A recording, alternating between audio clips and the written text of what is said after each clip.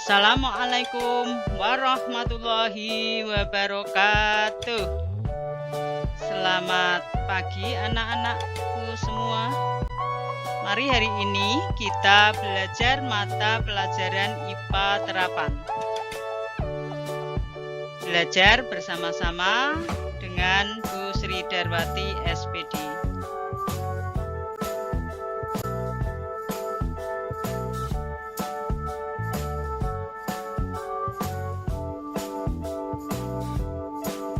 Ayo bersama-sama belajar materi KD 7 tentang larutan.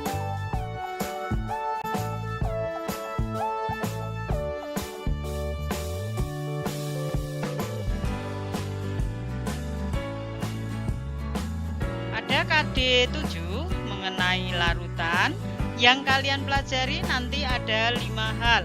Di antaranya A. Larutan, B. Kelarutan, C. Faktor-faktor yang mempengaruhi kelarutan, D. Konsentrasi larutan, dan E. Teknik pembuatan larutan.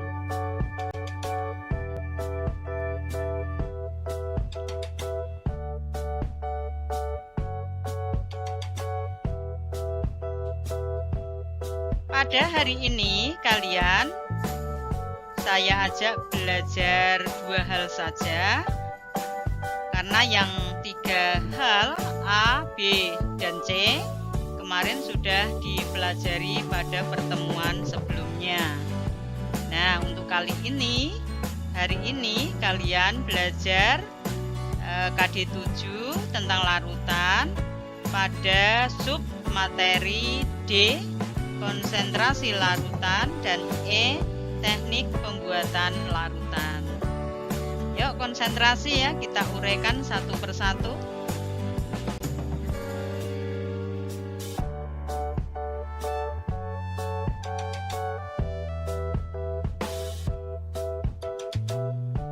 Kita bahas D, konsentrasi larutan. Konsentrasi larutan merupakan cara untuk menyatakan hubungan kuantitatif antara zat terlarut dan pelarut.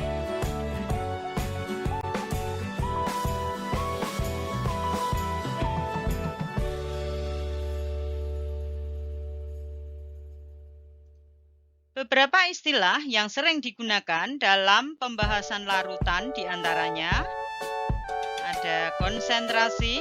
Apa itu konsentrasi? Konsentrasi ini kalian bukan daya pikir kalian fokus, bukan, tapi konsentrasi buat ukuran untuk suatu larutan, ya.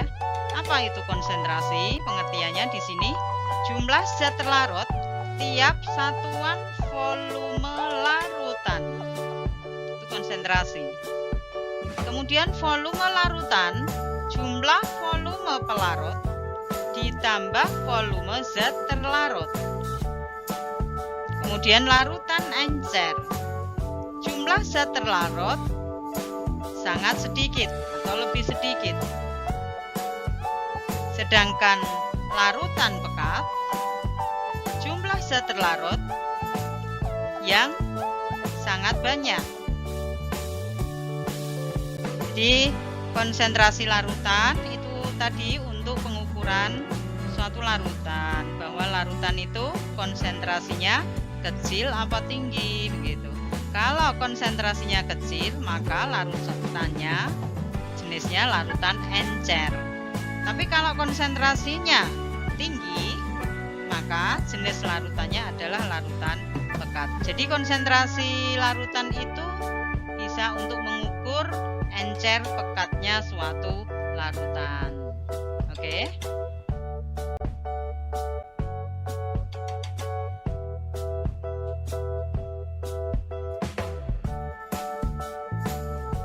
Besarnya konsentrasi larutan dinyatakan dengan beberapa besaran. Jadi untuk mencari konsentrasi larutan, nanti ada beberapa besaran yang harus kalian pahami dan ketahui. Ada 6 hal, yaitu yang pertama molaritas, yang kedua molalitas, yang ketiga normalitas, Yang keempat, fraksi mol. Yang kelima, persen massa dan persen volume. Yang keenam, bagian per juta atau BPJ atau part per million atau ppm. Nah, jadi ya, nanti konsentrasi larutan itu besarannya dinyatakan dalam 6 besaran tadi. Kita bahas satu persatu di slide berikutnya.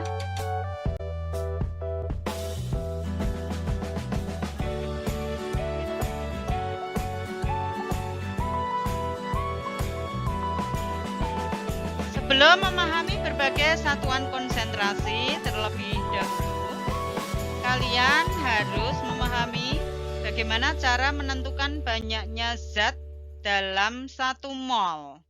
Karena nanti untuk menentukan konsentrasi larutan dari 6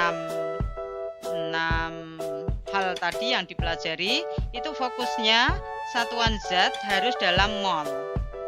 Nah, kalian harus tahu bagaimana mencari mol itu. Nah, di sini di slide ini hubungan mol dengan jumlah massa sebagai berikut rumusnya. N sama dengan massa per mR. N jumlah zat, satuannya mol.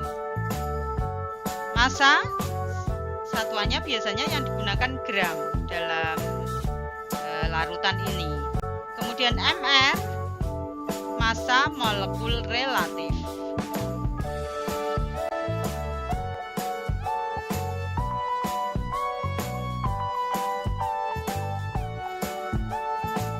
Besarnya massa molekul relatif dapat dihitung berdasarkan jumlah massa atom relatifnya tiap atom dalam molekul tersebut. Jadi saya ulangi ya, dari penjelasan itu bahwa massa molekul relatif, molekul itu terdiri dari atom-atom. Berarti massa molekul relatif nanti merupakan hasil penjumlahan dari massa atom relatif setiap unsur atau setiap atom dalam molekul. Contoh, nah di sini diberi contoh. Diketahui AR itu massa atom relatif ya, tadi sudah ada keterangannya. ARH massa atom relatif H sama dengan 1. Kemudian O sama dengan 16. Sudah diketahui masing-masing unsur ya. H unsur hidrogen, O unsur oksigen. Bagaimana massa molekul relatif atau MR dari molekul H2O? Nah, H2O itu molekul terdiri dari 2 atom atau lebih ya. Nah, H2O terdiri dari 2 atom yaitu H dan O. Yang masing-masing atom H dan O sudah diketahui massa atom relatifnya. Nah, bagaimana mencari massa molekul relatif H2O?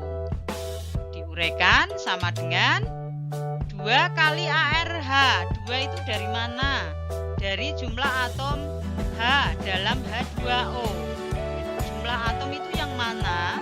Angka di sebelah kanannya atom H. Ada angka 2. Nah, maka 2 itu nanti dikalikan dengan AR-nya H. Kemudian dijumlahkan dengan atom berikutnya. Atom berikutnya itu O. O jumlahnya di sebelah kanannya tidak ada angka, artinya 1. Nah, sehingga kalau diuraikan ditambah dalam kurung 1 kali ARO. Nah, jadi H sudah masuk, O sudah masuk, jadi masing-masing atom. Seandainya nanti atomnya ada 3 macam, ditambahkan lagi atom berikutnya. Jumlahnya atom berapa dikalikan AR-nya, begitu. Untuk dijumlahkan lagi dan seterusnya. Nah, dari tadi yang sudah dimasukkan satu persatu atomnya, kita selesaikan. MrH2O sama dengan 2 kali ARH tadi diketahui 1, masukkan kali 1. Ditambah 1 kali AR-nya O tadi 16, masukkan kali 16. Sehingga bisa diselesaikan MrH2O sama dengan 2 kali 1 2 ya. Ditambah 1 kali 16 itu 16. Jadi 2 ditambah 16. Sehingga MR-nya H2O sama dengan 16 ditambah 2, 18. Nah, masa atom relatif dapat diketahui dari tabel SPU. Ini keterangannya. SPU itu apa? Sistem periodik unsur. Jadi di situ di dalam tabel itu nomor masanya atom, masing-masing atom diketahui di tabel tersebut. Atau kalau misalnya dalam soal sudah diketahui, kalian tinggal menyelesaikan bagaimana mencari massa molekul relatif. Oke?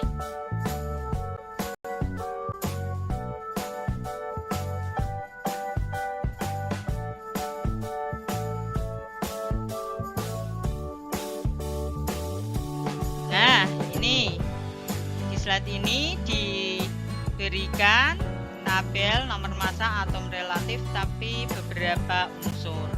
Ini hanya tabel biasa, tidak SPU, bukan sistem periodik unsur. Nah, di situ diketahui atom hidrogen lambangnya H, nomor massa atom relatifnya atau AR-nya 1.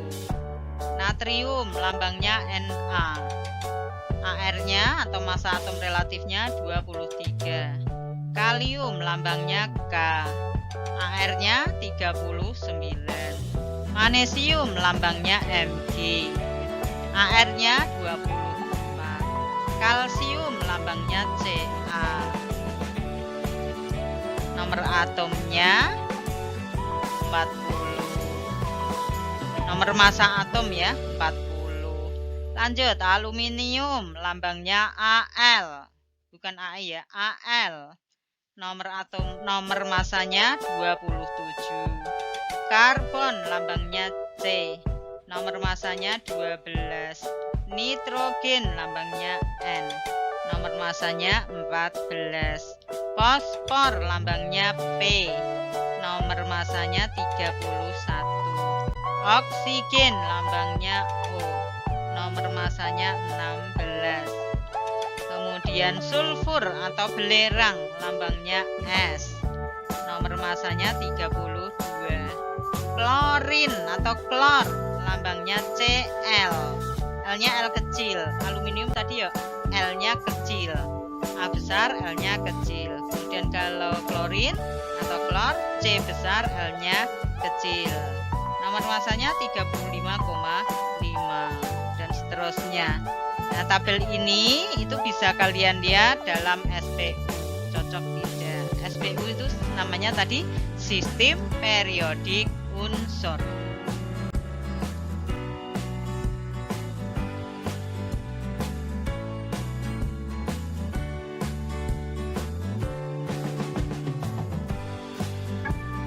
Nah, ini kalau kalian ingin mengetahui sistem periodik unsur, tabelnya seperti apa? Bisa kalian lihat di slide ini, terdiri dari beberapa banyak unsur ya, itu ada lambangnya, ada nomor atomnya, ada nomor massanya. Nomor massanya berada di pojok kanan setiap kotak ya. Oke.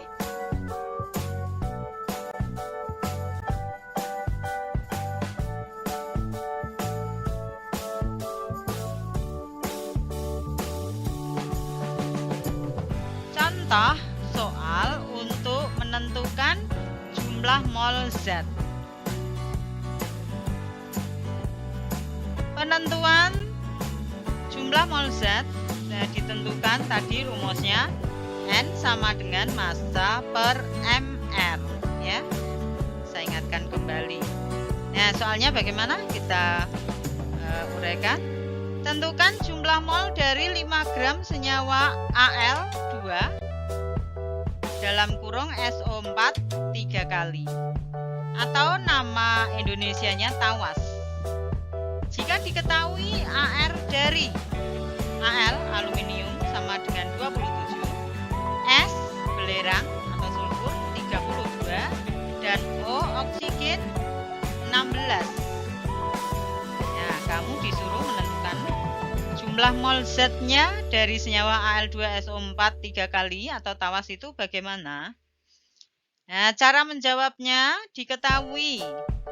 Massa dari senyawanya Al2SO4 3 kali sebesar 5 gram. Kemudian AR dari aluminium Al27, S32, dan O16. Itu yang diketahui ya. Kemudian ditanyakan apa? Jumlah mol. Berapa jumlah molnya? Tuh, ya. Jawab. Jawabannya kita uraikan di slide berikutnya.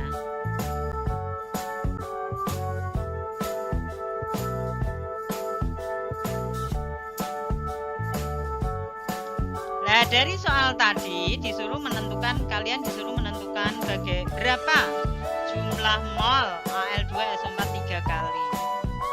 Pertama yang harus kalian lakukan, mencari MR dulu, massa molekul relatif dari Al2SO4 3 kali senyawanya ya.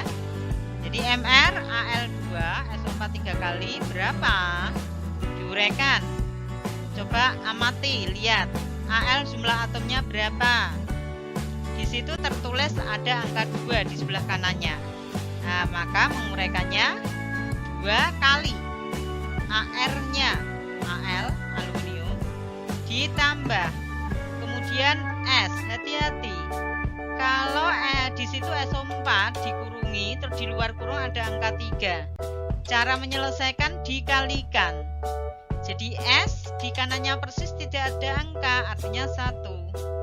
Dikalikan dengan di luar kurung ada angka 3. Maka S-nya jumlahnya 3 atom. Kalikan dengan ARS. Ya, terus dijumlahkan. Atom O. Hati-hati, atom O berada di dalam kurung. Di sebelah kanannya ada angka 4. Berarti O-nya jumlahnya berapa? 4 kali 3. Sehingga dimasukkan 12. Dikalikan ARO. Oke, lanjut kita uraikan, kita selesaikan. AR-Al tadi aluminium ya diketahui 27 dikalikan dengan 2 jumlah atomnya. Kemudian S, AR-nya S tadi diketahui 32 dikalikan jumlah atom S 3. Sedangkan O, AR-nya diketahui tadi 16 dikalikan dengan jumlah atom O sebanyak 12. Nah, maka kalau diselesaikan 27 kali 2 54. Kemudian 3 kali 32 96. Kemudian 12 kali 16 192. Ketiganya dijumlahkan maka hasilnya 342. Nah, berarti massa molekul relatif dari senyawa Al2SO4 3 kali sudah kalian ketahui. Baru langkah kedua, mencari jumlah mol. Rumusnya yang digunakan N sama dengan massa per MR. MR-nya tentunya MR dari senyawa yang sudah kalian cari tadi. Massa yang diketahui tadi di slide sebelumnya sebanyak 5 gram. Jadi satuannya gram yang digunakan. Kemudian MR-nya 342. Nah, sehingga diselesaikan hasilnya 0,0146 mol.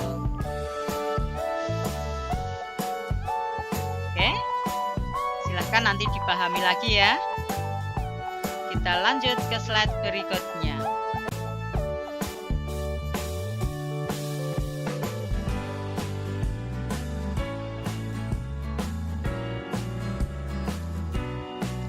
Setelah kalian mengetahui jumlah mol suatu zat, nah kita lanjutkan bagaimana konsentrasi larutan diuraikan satu persatu. Yang pertama tadi molaritas.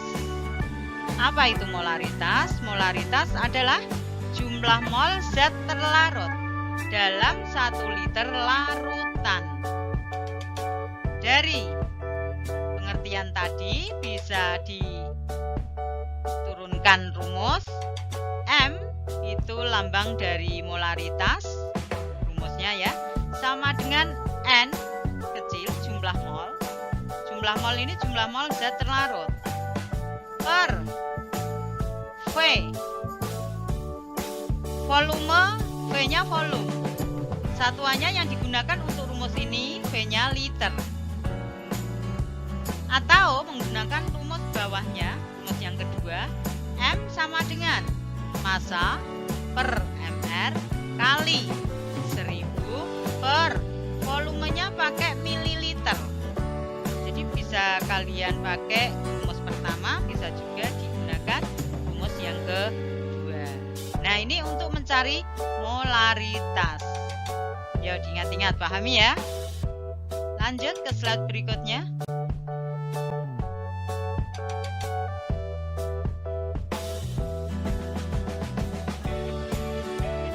Dari rumus tadi keterangannya M besar, molaritas dibaca satuannya molar.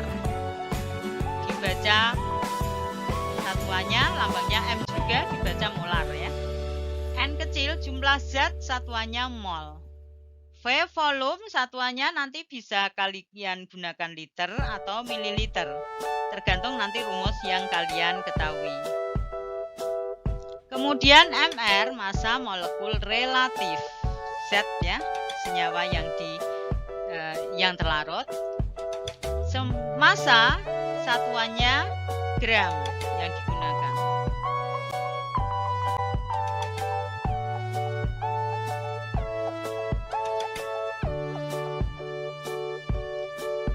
Nah, contoh soal, penerapan soalnya, berapa molaritas 0,4 gram NaOH jika diketahui MR NaOH sama dengan 40. Ini MR-nya sudah diketahui dalam 250 ml larutan. Nah, untuk menyelesaikan soal di atas, penyelesaiannya, cara mengerjakannya ya, kalau iseng diketahui massa lambangnya M kecil, NaOH 0,4 gram. MR NaOH sama dengan 40. Volumenya diketahui 250 ml. Karena satuan volume pakai mililiter, maka penyelesaiannya nanti menggunakan rumus yang kedua. Ya. Yang ditanyakan M besar, molaritas. Berapakah molaritasnya? Ya. Terus jawab penyelesaiannya. Gunakan rumus dulu, tulis rumusnya. M sama dengan massa per mR kali 1000 per V. Volumenya pakai mili. Kita masukkan massa 0,4 per mR-nya 40 kali 1000 per volumenya yang satuannya mililiter sebesar 250. Sehingga penyelesaiannya M molaritas sama dengan 0,01 kali 4 sama dengan 0,04 molar. Bacanya dibaca molar satuannya. Oke, silakan dipahami betul-betul cara mengerjakannya ya.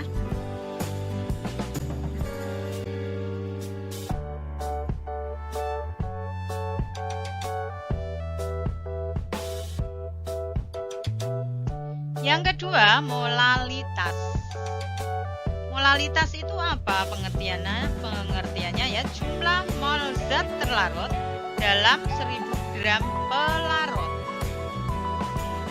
Dari pengertiannya tadi bisa diturunkan rumus molalitas. Molalitas lambangnya M kecil. Sama dengan N jumlah mol per P. Satuannya dalam kilogram. P ini gram pelarut. Jadi P-nya pelarutnya, satuannya kilogram. Massa pelarutnya ya. Atau pakai rumus kedua, M sama dengan molalitas, M kecil ya, sama dengan massa per mR kali 1000 per pelarutnya pakai satuan gram. Untuk rumus yang kedua.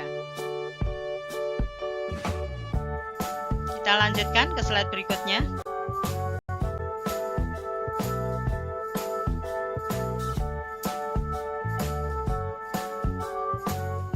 Keterangan dari rumus slide sebelumnya,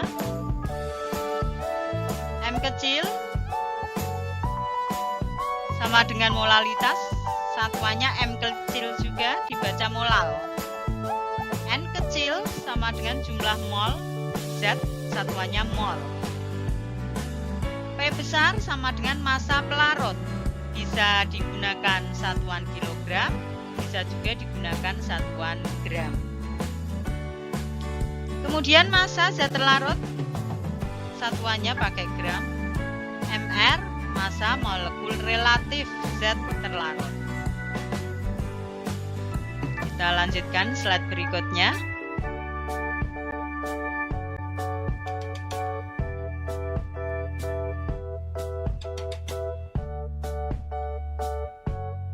Contoh soalnya untuk menentukan besarnya molalitas. Soalnya, berapa molalitas 4 gram NaOH jika diketahui mRNaOH sama dengan 40 dalam 500 gram air. Nah, ini kalian harus bisa menentukan mana zat terlarut, mana pelarutnya.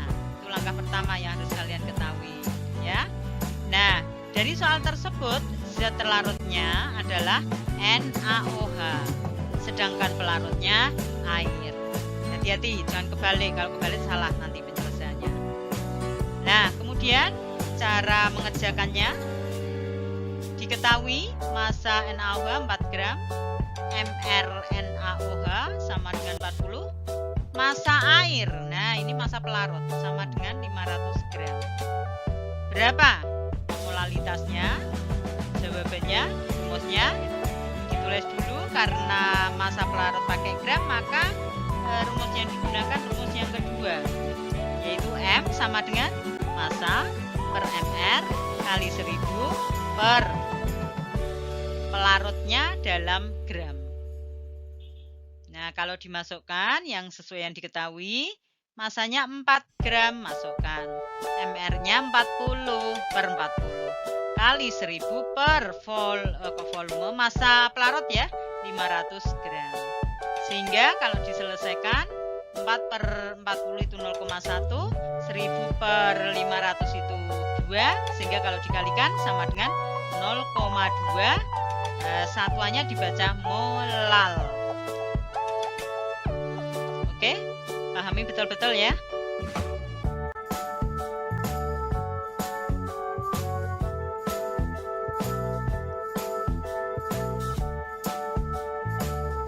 Kita lanjutkan yang ketiga, normalitas. Apa itu normalitas? Normalitas adalah jumlah mol ekivalen zat terlarut per liter larutan. Umumnya normalitas digunakan dalam netralisasi asam basa. Ekivalen merupakan banyaknya proton. Proton itu apa? Dalam kurung H positif, hidrogen yang bermuatan positif. Dalam suatu asam atau banyaknya ion hidroksida. Ion hidroksida itu apa? Yaitu ion OH yang bermuatan negatif dalam suatu basa. Rumus untuk menentukan besarnya normalitas ditentukan, rumusnya N lambang normalitas sama dengan M molaritas kali valensi.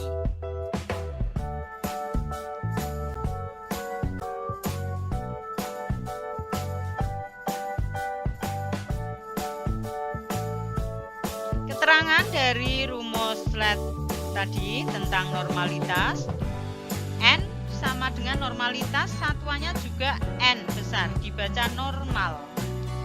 M molaritas satuannya M besar juga dibaca molar. Valensi itu ekivalen asam atau basa. Valensi karena ini keterangannya ekivalensi asam atau basa, nanti tergantung kalau asam jumlah ion H positifnya, sedangkan basa jumlah ion OH negatifnya. Itu valensi.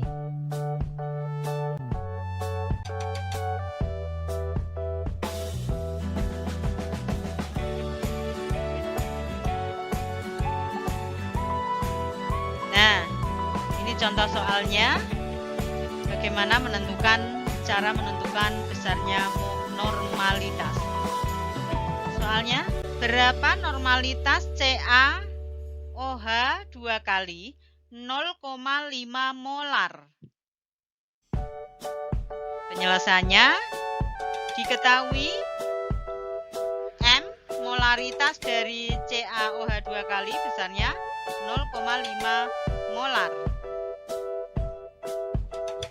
Valensi CaOH 2 kali, valensinya 2. Nah, dari mana 2 ini didapatkan? Ada keterangannya di situ. Valensi dapat diketahui dari angka di belakang OH. Nah, di belakang OH ada angka 2, berarti valensi dari basa, ada OH-nya ya, berarti basa ini senyawanya. Valensi basanya sama dengan 2. Yang ditanyakan apa? Normalitasnya berapa? Nah, jawabannya, rumusnya ditulis dulu, N sama dengan M kali valensi.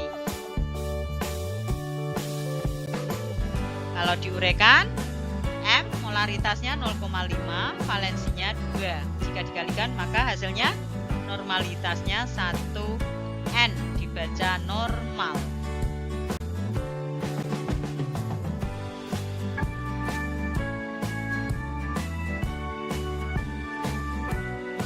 Yang keempat, fraksi mol. Lambang untuk rumus atau simbolnya X. Apa itu fraksi mol? Fraksi mol adalah perbandingan jumlah mol suatu komponen dengan jumlah total mol seluruh komponen dalam suatu larutan.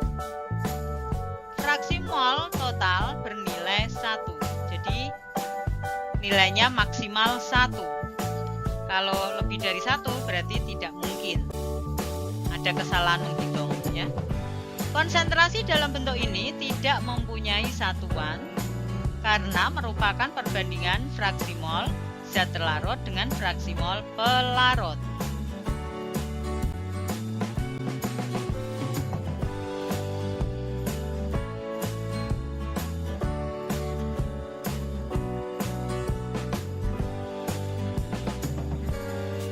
Nah, rumus fraksi mol zat terlarut dan fraksi mol pelarut bagaimana? Lihat di slide-nya. Fraksi mol tadi lambangnya X besar ya. Fraksi mol zat terlarut dilambangkan XT. Rumusnya XT sama dengan NT. N itu jumlah mol tadi. NT berarti jumlah mol zat terlarut. Dibagi dengan NT plus NP, berarti jumlah mol zat terlarut dan jumlah mol zat pelarut dijumlahkan. Itu fraksi mol zat terlarut. Kemudian fraksi mol pelarut, rumusnya dilambangkan XP. Fraksi mol zat pelarut sama dengan NP per NT plus NP. Jumlah mol pelarut dibagi jumlah mol larutan. Larutan terdiri dari zat terlarut dan pelarut dijumlahkan. Nah, di sini di bawahnya ada rumus lagi tambahan bahwa fraksi mol zat terlarut ditambah dengan fraksi mol pelarut harus sama dengan 1. Artinya apa? Fraksi mol larutan maksimal harganya sama dengan 1. Oke.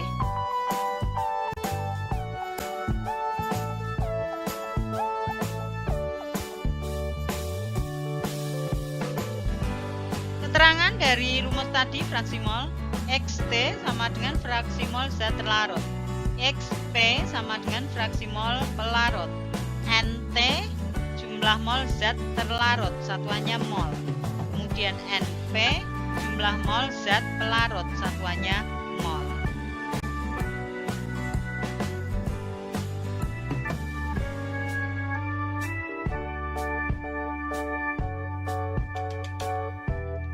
Contoh soal. Larutan garam dapur, rumus kimianya NaCl, dibuat dengan mencampurkan 0,2 mol NaCl dalam 5 mol air. Berapakah fraksi mol setiap zat?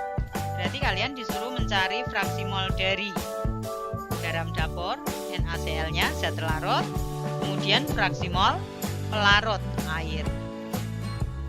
Ya, cara menyelesaikannya diketahui mol NaCl 0,2 mol. Kemudian mol air 5 mol. Ditanyakan fraksi mol NaCl dan fraksi mol air.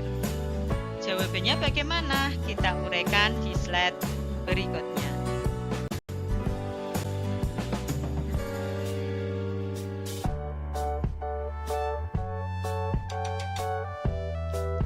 Ya, kita uraikan jawabannya, kita selesaikan.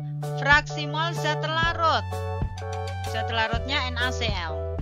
Rumusnya N jumlah mol NaCl garam dapur dibagi N NaCl plus N air.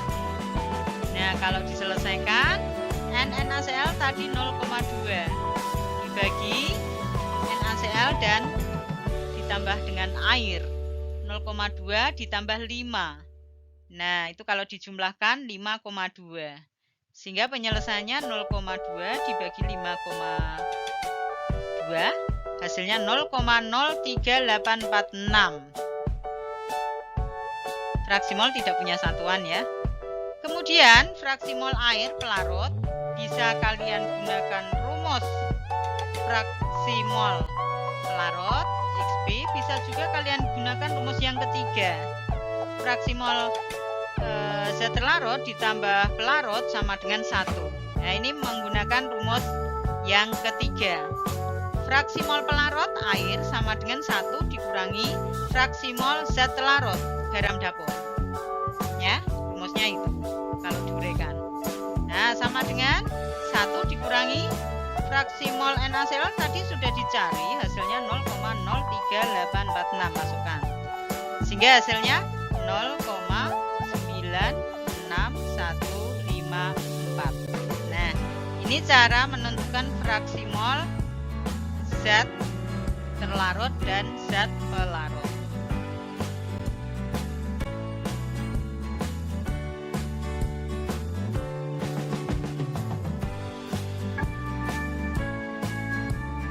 Kita lanjutkan yang kelima, persen massa dan persen volume. Persen massa menyatakan jumlah gram massa zat larut dalam sejumlah gram massa larutan. Sedangkan persen volume merupakan jumlah volume zat terlarut dalam sejumlah volume larutan. Nah, dari pengertiannya tadi, maka bisa diturunkan rumus persen massa. Rumus yang pertama sama dengan massa zat dalam larutan dibagi massa larutan kali 100%. Sedangkan persen volume, rumusnya sama dengan volume zat dalam larutan per volume larutan kali 100%. Oke, dipahami betul-betul rumusnya. Kita lanjutkan slide berikutnya.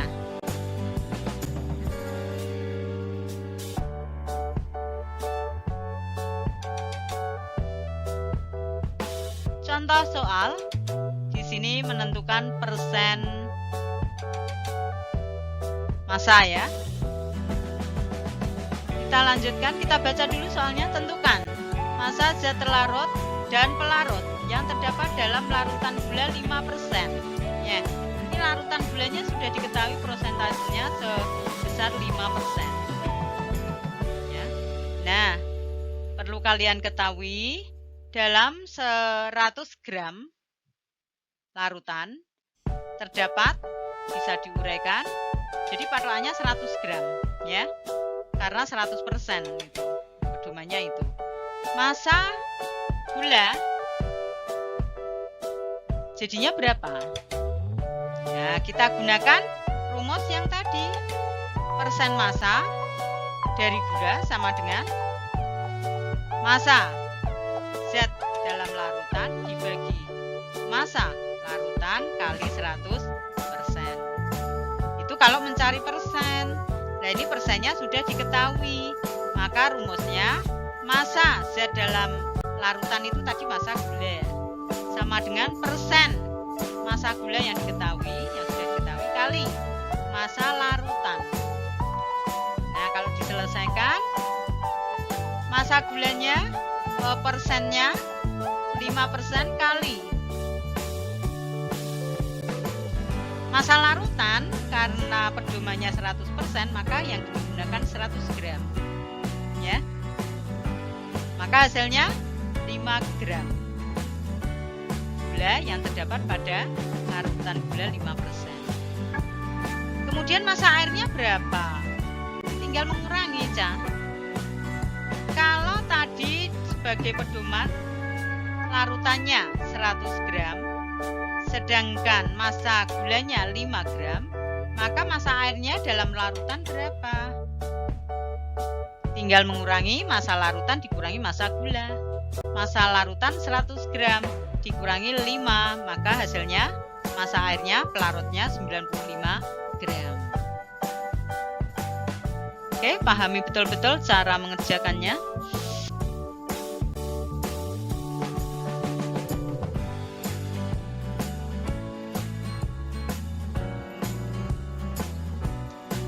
Yang keenam, bagian per juta atau dinamakan atau disingkat BPJ, atau kata lainnya part per million, disingkat ppm.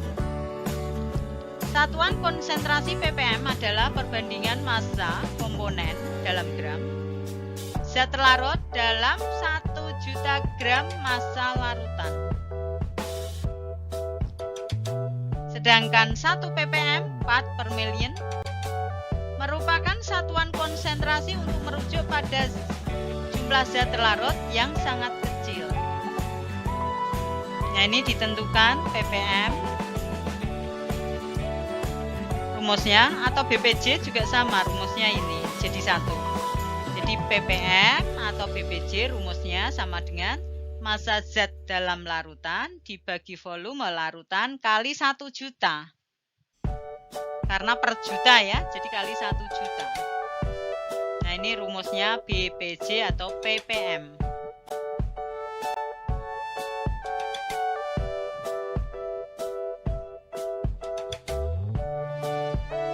Kita lanjut bagian E, teknik pembuatan larutan. Dalam bagian E, teknik pembuatan larutan, ini nanti yang kalian pelajari ada 2 hal. Yang pertama, kalian harus kenal dengan peralatan di laboratorium. Kemudian yang kedua, baru nanti belajar tentang pembuatan larutan.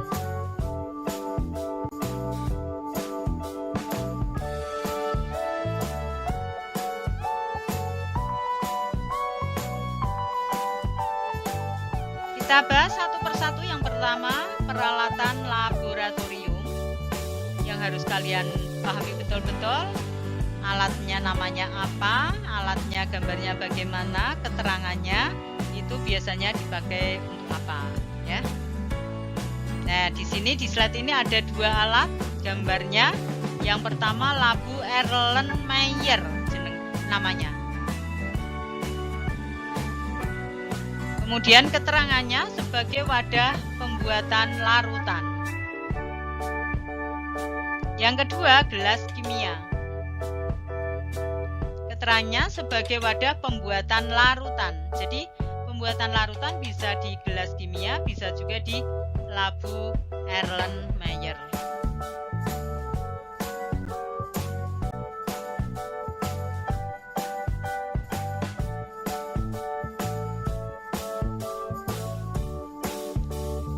Selanjutnya masih peralatan laboratorium. Ada yang ketiga, corong gelas, artinya corong yang terbuat dari kaca. Keterangannya untuk memasukkan atau memindahkan larutan serta berguna dalam proses penyaringan larutan dengan bantuan kertas saring.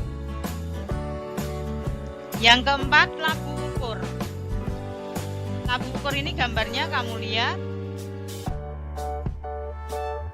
Bagian tabungnya itu yang bawah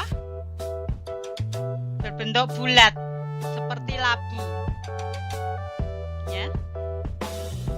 Keterangannya untuk membuat dan mengencerkan larutan dengan ketelitian yang tinggi. Nah, untuk membuat atau mengencerkan larutan supaya hasilnya konsentrasinya lebih valid, maka bisa kalian menggunakan labu ukur. Ya, pakai Erlenmeyer bisa, pakai gelas kimia juga bisa, tapi yang lebih valid ketelitiannya itu pakai labu ukur.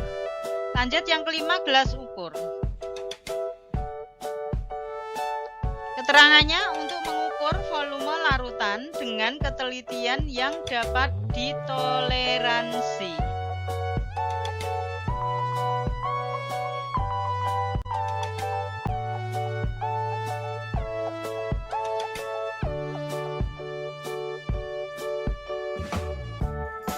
Selanjutnya, yang keenam, pipet volume. Pipet volume ini seperti pipet, ujungnya lancip, tapi ada lubangnya. Kemudian yang pangkal itu lubangnya lebih besar. Kemudian di tengah pipetnya ada gondoknya. Nah, ini disebut juga pipet gondok. Itu pipet volume. Keterangannya untuk mengukur volume larutan dengan ketelitian tinggi. Pipet ini memiliki ukuran yang spesifik. Jadi ada ukurannya tertentu. Yang ketujuh, pipet tetes. Biasanya untuk mengambil larutan, kemudian diteteskan ya. Nah, keterangannya untuk meneteskan atau mengambil larutan dalam jumlah kecil. Selanjutnya, 8. Tabung reaksi.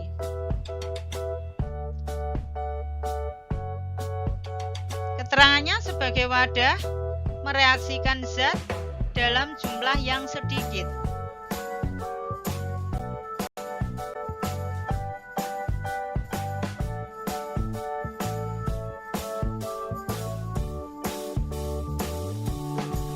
Kita lanjutkan yang ke-9, pengaduk. Ini pengaduknya terbuat dari kaca.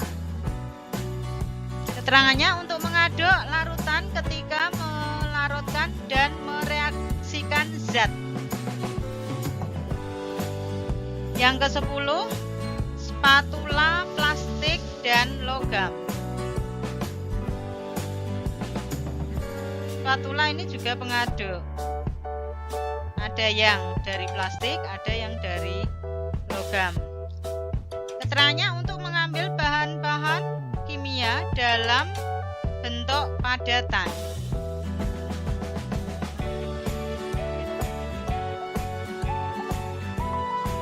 Ya, ini spatula plastik atau logam.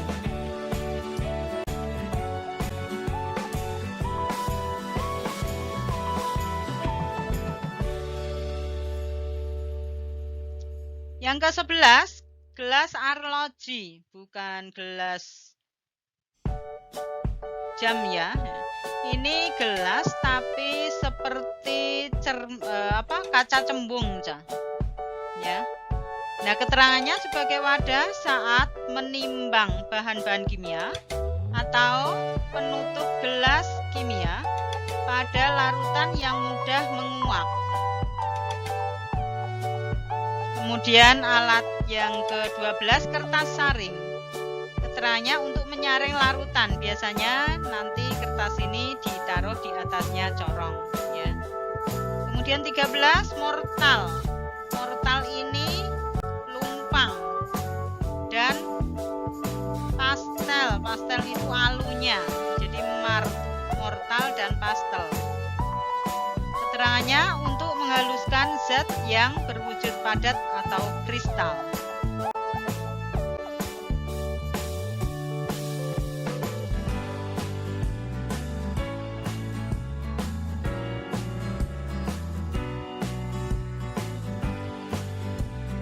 Kemudian urutan yang ke-14, neraca.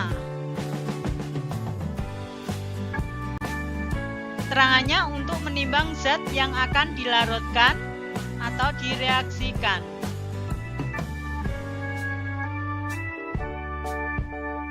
Yang ke-15, pemanas spiritus atau lampu spiritus. Keterangannya untuk memanaskan larutan. Yang ke-16, kacamata pengaman. Keterangannya untuk melindungi mata dari bahan yang menyebabkan iritasi, percikan api, uap logam ya, bukan uang logam, uap logam, serbuk debu, kabut, dan zat-zat kimia.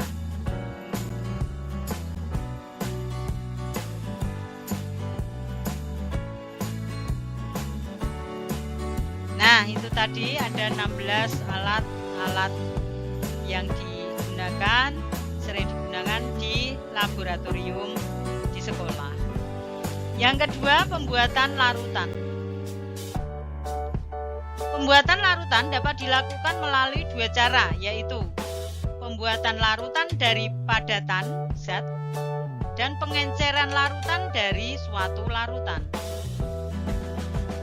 Cara kedua umumnya dilakukan untuk mendapatkan larutan dengan konsentrasi yang lebih kecil dari larutan pekat sebelumnya.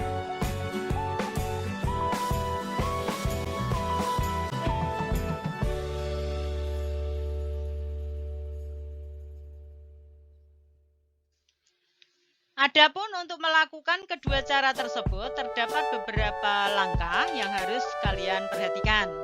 Yang pertama, membuat larutan dari padatan zat. Langkah-langkahnya yang harus kalian perhatikan. Yang pertama, persiapkan alat-alat yang diperlukan. Yang kedua, masukkan zat padat yang telah ditentukan masanya ke dalam sebuah gelas kimia. Perhitungan zat dapat dihitung melalui perumusan molaritas berikut. Jadi untuk menentukan masanya, nanti yang kamu ambil berapa, itu dihitung dulu menggunakan rumus molaritas. Jadi M sama dengan massa per mR kali 1000 per volume. Volumenya dalam mili.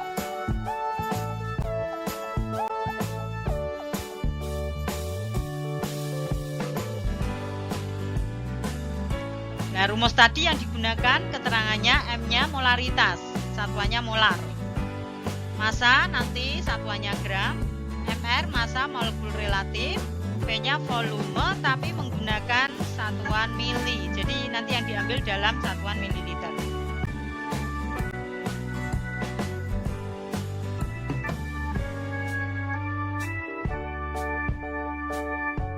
Langkah yang ketiga, larutkan zat padat dengan menambahkan aquades mula-mula sedikit dulu, nanti ditambahkan lagi sedikit demi sedikit. Yang keempat, langkah keempat, pastikan semua zat telah terlarut. Aduk dengan pengaduk. Langkah keenam, masukkan larutan ke dalam labu volumetrik. Yang langkah keenam, tambahkan aquades hingga batas skala labu ukur. Jadi yang digunakan labu ukur. Labu volumetrik itu labu ukur ya. Pastikan jumlah air yang ditambahkan tidak melewati batas ukur dari labu ukurnya.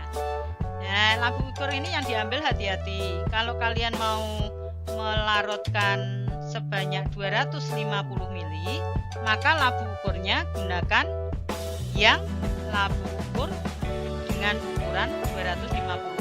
Jadi sesuai dengan yang mau kita buat, konsentrasinya berapa, volumenya yang kita pakai berapa. Gitu. Oke, pahami ya. Nanti dibaca lagi.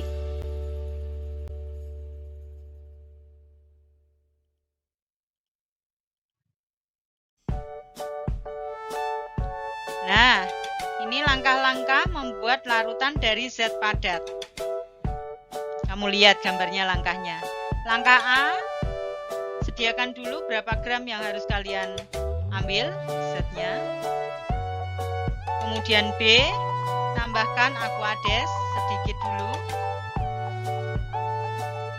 Kemudian C, aduk supaya nanti larut. Menambahkan aquadesnya sedikit demi sedikit ya. Kemudian langkah yang keempat D, larutan tadi yang sudah kamu aduk sudah larut, pastikan sudah larut ya. Masukkan ke dalam labu ukur menggunakan corong supaya tidak tumpah ya alatnya. Ya, setelah dimasukkan ke labu ukur, kemudian tambahkan aquades lagi sampai batas skala yang kalian inginkan. Kamu membuat berapa mili larutannya gitu. Setelah itu ditutup, terus digoyang-goyang sehingga nanti larutannya tercampur merata. Begitu. Ini cara membuat larutan dari zat padat ya. Oke. Kita lanjutkan slide berikutnya.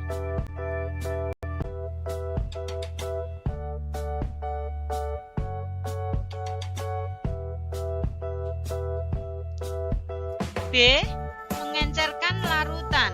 Hati-hati, kalau tadi membuat larutan dari zat padat, yang B ini mengencerkan larutan. Jadi sudah dalam bentuk larutan, konsentrasinya tinggi atau pekat, diencerkan menjadi konsentrasinya lebih kecil. Nah, langkah-langkahnya nanti bagaimana? Yang pertama, lakukan pengukuran volume larutan yang akan diencerkan. Nah, untuk pengukuran volume larutan, biasanya kalau larutannya pekat, kalau kalian mengambil di botolnya, nah itu sudah ada konsentrasinya ya, konsentrasi dari larutan pekatnya. Nah, nanti mengambilnya kalau larutannya pekat hati-hati, mengambilnya pakai pipet gondok atau pipet volume, supaya nanti kalau ada uapnya, itu uapnya tidak kalian hirup ya. Biasanya larutan-larutan yang larutan pekat itu letaknya tersendiri, dibuat lemari tersendiri yang mana lemarinya dilengkapi dengan cerobong asap, sehingga kalau kalian buka tutupnya itu uapnya itu akan keluar melalui cerobong asap, jadi tidak sampai kalian hirup ya. Karena apa? Berbahaya uapnya pada larutan yang konsentrasinya pekat ya. Gitu, hati-hati kalau mengambil volume larutan yang larutannya pekat. Jadi nanti kalian mengambil seberapa, sedikit saja, misalnya 1 mili apa 2 mili begitu. Larutan pekat ya, diambil menggunakan pipet gondok, terus mengukur dengan tadi alat ukur, pipa ukur ya, itu yang ketelitannya sangat tinggi. Jadi ambil dulu pakai pipet gondok, masukkan ke pipa ukur. Kita mau mengambil berapa? Kalau 1 mili ya kita lihat, kita ambilnya 1 mili saja. Kalau misalnya lebih kalian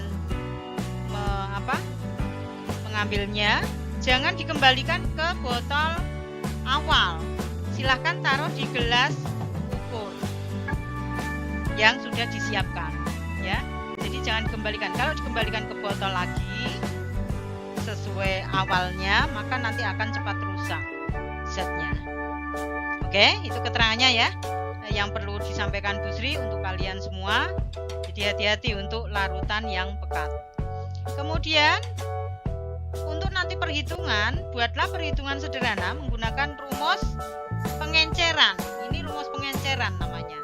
Rumusnya M1 kali V1 sama dengan M2 kali V2 ya.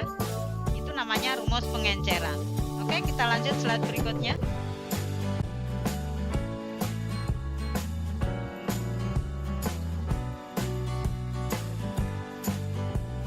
Keterangan dari rumus slide sebelumnya tadi, M1 molaritas larutan awal, satuannya molar. M2 molaritas larutan yang akan dibuat, satuannya juga molar. V1 volume larutan awal yang dibutuhkan. Bisa menggunakan satuan mili. V2 volume larutan yang akan dibuat. Satuannya pakai mili, liter.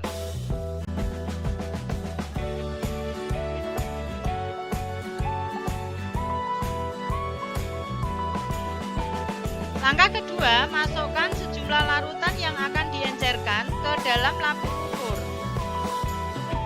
Jadi tadi setelah kalian mengambil sesuai dengan volume yang kalian inginkan, misalnya 1 mili di dalam pipa ukur, kemudian pindahkan ke labu ukur.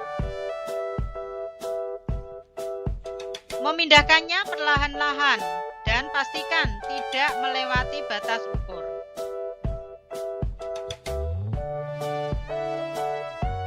Langkah ketiga, tambahkan aquades sampai batas skala labu ukur. Kemudian ditutup. Langkah yang keempat, kocok labu ukur atau goyang-goyang sampai larutan homogen.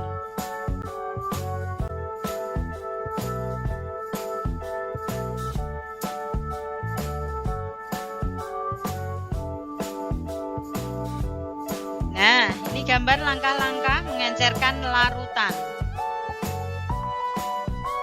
Langkahnya, langkah yang pertama, A, ambil larutan, taruh di pipa ukur sesuai dengan apa yang kita inginkan.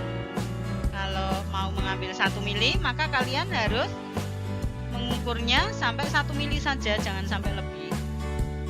Kemudian langkah kedua B. Nah, dari larutan yang sudah kamu ambil di pipa ukur tadi, masukkan ke labu ukur menggunakan corong. Pemindahannya perlahan-lahan karena larutan pekat biasanya berbahaya ya.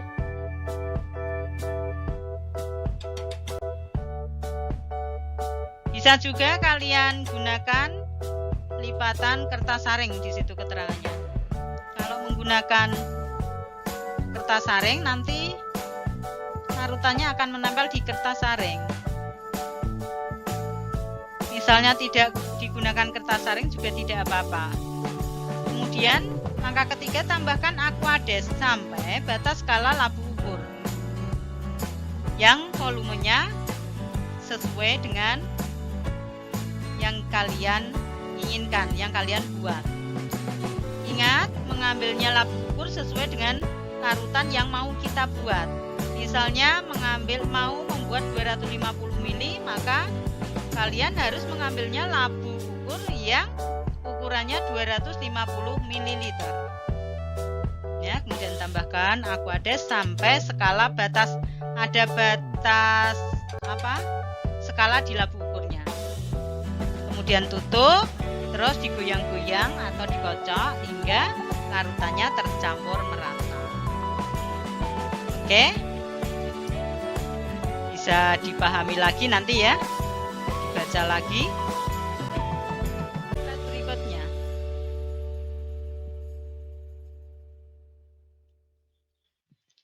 oke, sampai di sini dulu materinya mengenai alat-alat perlengkapan di laboratorium dengan pembuatan larutan.